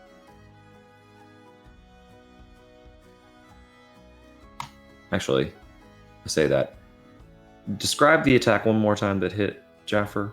It was a claw attack, so you saw the square that happened as the claw came down and hit Jaffer in that moment. Okay, Probably so know where she is. it was more concerned about the whether that seemed like something that had to charge up and do versus just a casual swiping at. That seemed like a casual swiping at. In which case, rather than go on the offensive, I will heal myself so as to possibly withstand if such a thing were to happen to me. Alrighty. I will cast Healing Word as a second level spell. Okay. I'd like to remind the players they did each get a potion as well, if need be. Okay, good. Just want to make sure. Please remember you have potions. I am healed for 10 damage. Also, I need our shadowy friend to make a dexterity saving throw again, lest he be struck by trees. And that is a 2. All right, then. It's more He than takes- a 2, but it's like a 6. He takes 18 slashing damage from the tree. He does not like it.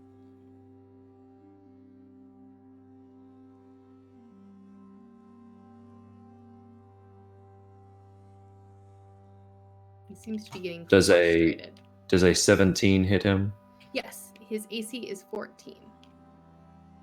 He takes an additional 17 as another rock hits him across the face. That's non-magical bludgeoning damage. lets out a horrible sound like a wounded animal. It's this cross between breaking violin strings being screeched and some sort of foul fell beast. You're not entirely sure what kind of noise this is, but clearly it is hurt and angry now. Well, I'm not even supposed to be here today, so there you go. That is my turn. Yes, you were. We planned this. I know. Jaffer, please make me a Constitution saving throw.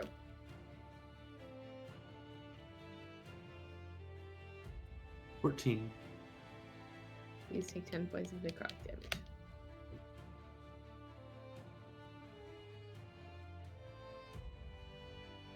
It's your turn.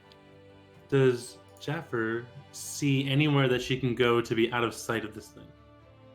There are Within many, 25 feet. There are lots of shrubs and things you could probably hide under. Okay. Would that need to be a stealth check to do so? You are or can I just currently get out of sight of invisible, it? so you can. That's true. You can, I could you just can do that. you could just. You could just fuck It right stops off. at the end of at the end of my turn, but I will rush over to one of these shrubs and just like jump into it, and then just have both my turrets attack out at this figure. Alrighty. That is a 14 that hits, and okay, yeah, both hit, both turrets hit. Excellent. 8. Oops. 11. 16 points of force damage. And Jaffer is going to hide in this bush. Alrighty. Actually, Jaffer is going to drink a potion. Drink the potion, which I rolled, and it takes me up to max, which is 32. So.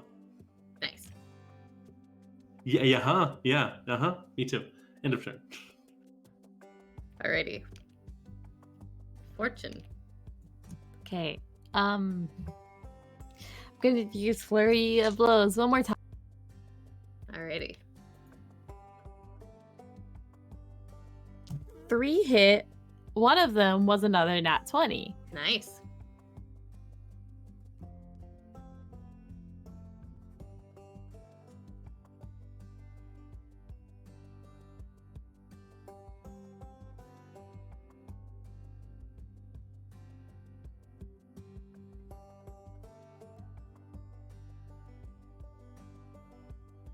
That time was 46 damage.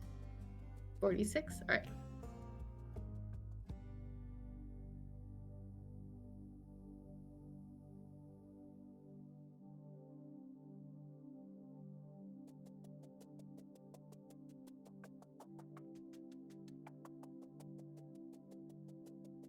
Sorry, I am mathing really quick. Alright, it is very angry now. And it's kind of done trying to mess with you, Fortune, because you are too slippery. So it is going to turn its attention to Urzok, and it's going to see if it gets its ability back. It does not. So it's going to make its first attack with one of those claws on Urzok. That is a 16. Which again just hits. My AC is exactly a 16. However, it will eviscerate another of my duplicates. All right. How many duplicates do you have? 3 is now taken out 2 of them. All right. It is going to make its second melee attack, and hopefully it'll hit you this time and not your duplicate. We'll find out. That is a 17. So I needed an 11 or higher on a d20, and I rolled a 12. Nice. So it has been fooled by your duplicates and is very unhappy. That makes 2 of us. And it is your turn. So Okay. please make me a con save. Yes. Will you please make me it? Yes, I will. That's a 5. I rolled a 19 for my con save. Please take 10 points of necrotic damage. Okay.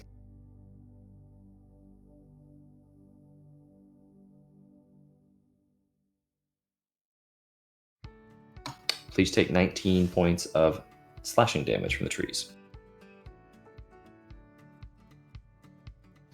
So if I spare a moment to look about to see if I see Jaffer, is that going to cost me my action? I'm trying to figure out action it will economy not here. cost you your action. Okay, I do so.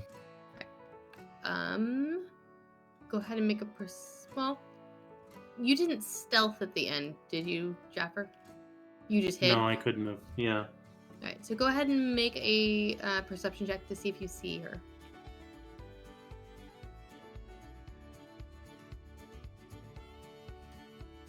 $14. I would say that would let you see. Since she didn't stealth, you do spy her in the bushes, yes. And I'm pretty sure she's not wearing camouflage. No, she's not invisible anymore. At the end of her turn, she Okay. became... Well, once she made her turrets... I kind of... launch at this dude, yeah. Not invisible anymore. I make eye contact. I kind of give a quick signal of like, healing, no healing, like thumbs up, thumbs down. Okay. In that case, I will produce flame at this. Alrighty. 23. That definitely hits.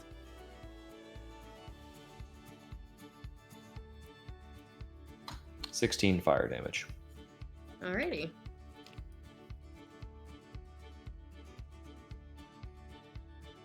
Okay then. Is there That is anything my- else that you do? Okay. Oh, actually, no, there is, because I get to hit it with that stupid boulder Alright. again. I I love this boulder. spell. This is great.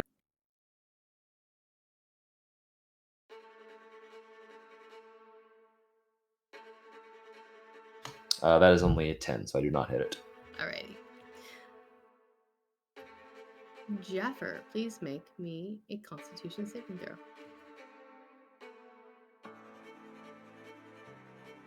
Nine.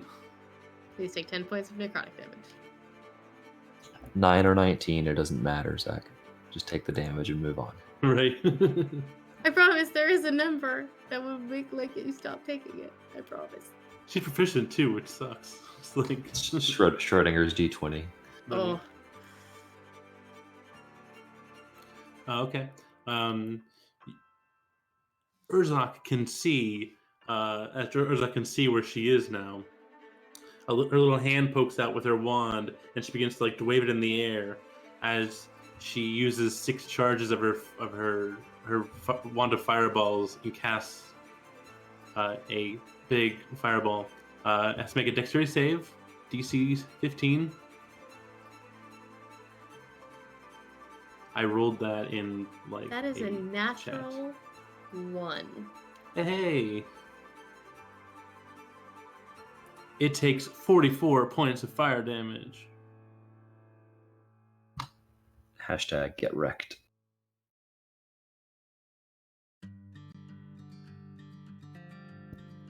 And then, as a bonus action, Jaffer's going to have her turrets launch out. First one hits, second one misses.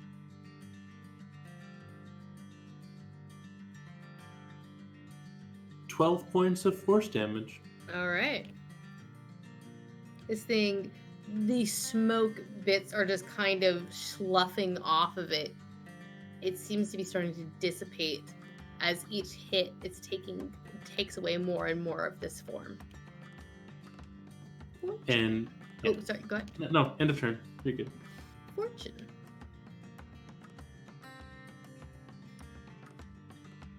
I'm going to do the same thing I've been doing this whole time and attack 4 times.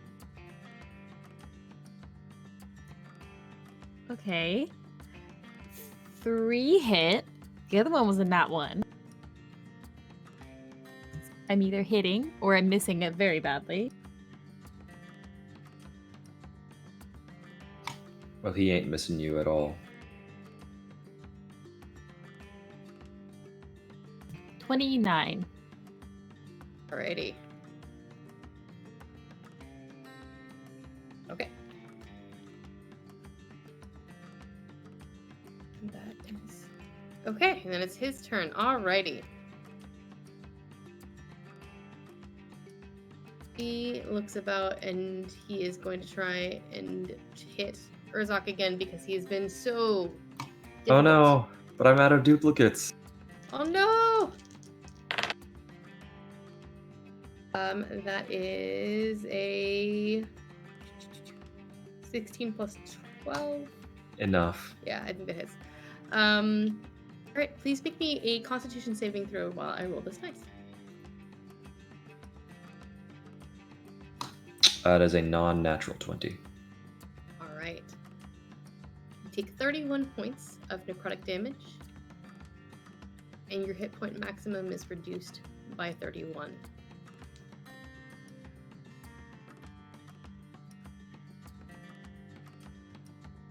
He is going to claw you for his second. Well, actually, he will see if his thing goes off, which it does. Points a finger at you, and I need a wisdom saving throw, please.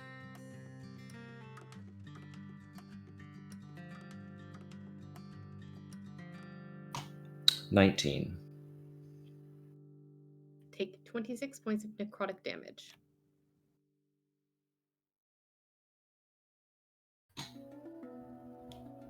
Done. What else you got? That's it. For now. Yeah, for now. All right, Urzok. Make me that Constitution saving throw. Hit me in that dex saving throw. I will. 4. 14. So both of us fail. Yes, we do. I'll take 10, you take 15. All right. It took its 15.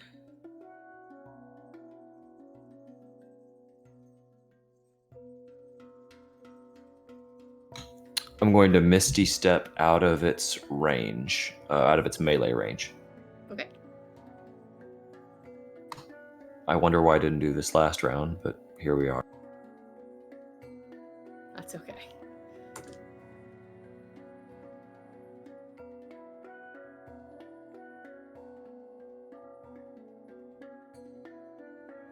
Sorry, I'm making sure I have the spell slots, trying to keep myself honest here.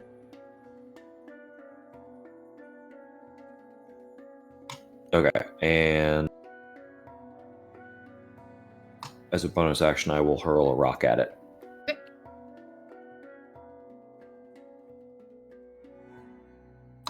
That is a 12, so no. Unfortunately not. What did you do with your action? Oh, a Misty Step. Misty Step, so I'm now 30 feet farther away from it. Got it. Okay. Jaffer.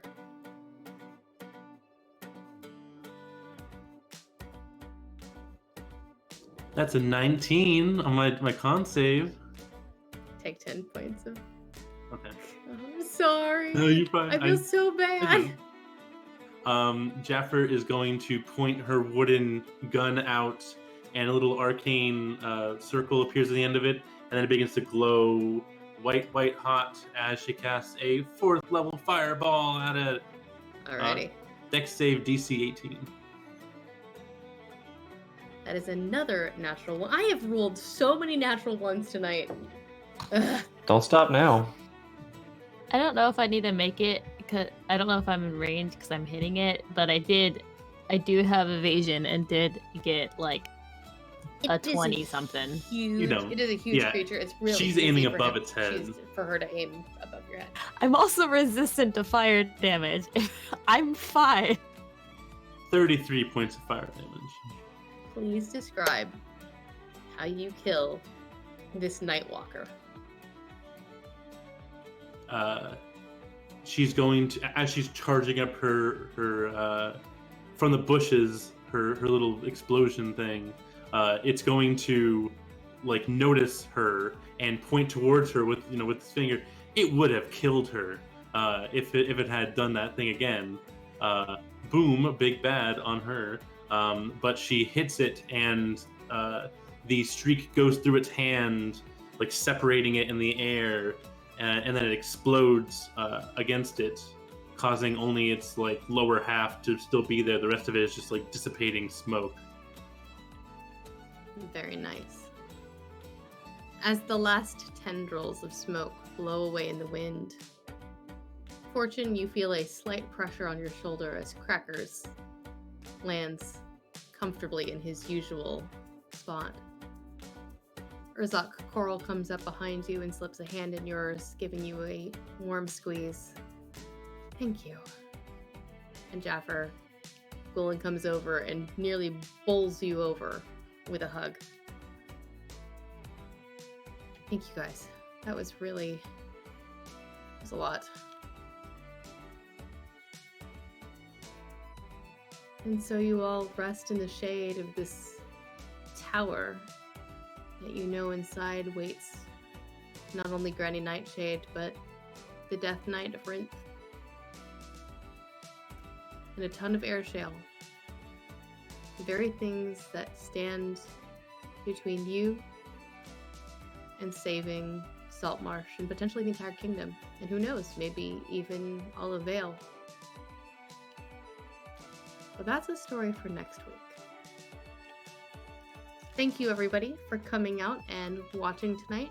Thank you for Loki coming and playing with us. It's always a pleasure to have you. We are so glad that you can join us again next week.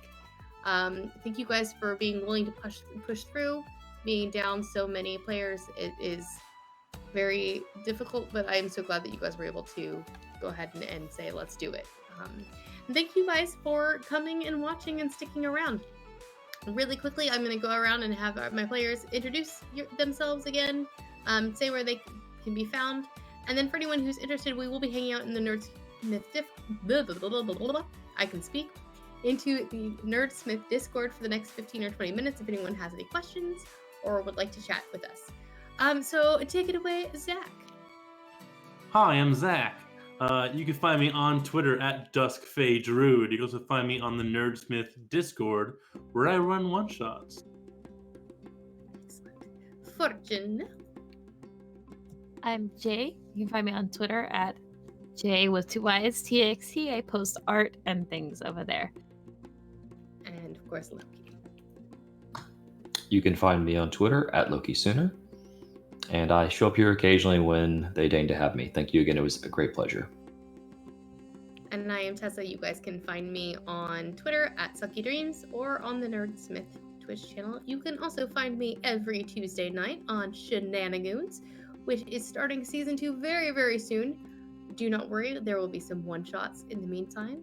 Keep an eye out for Twitter, as there may be some goodies coming about cast reveals and character reveals. Not cast reveals, the cast is the same, although we are adding the wonderful Ren to our Ren Apollo to our cast. We're very excited, but you might see some casting character reveals happening on Twitter pretty soon, and maybe in our Discord as well.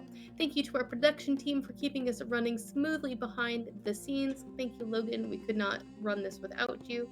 And thank you to Anne, to our wonderful co-producer who puts on our videos, who made our video pre-stream. So thank you, everybody. Thank you for spending your Friday nights with us. And as I like to leave us every week, carry on, you funky little tieflings. Good night, everybody.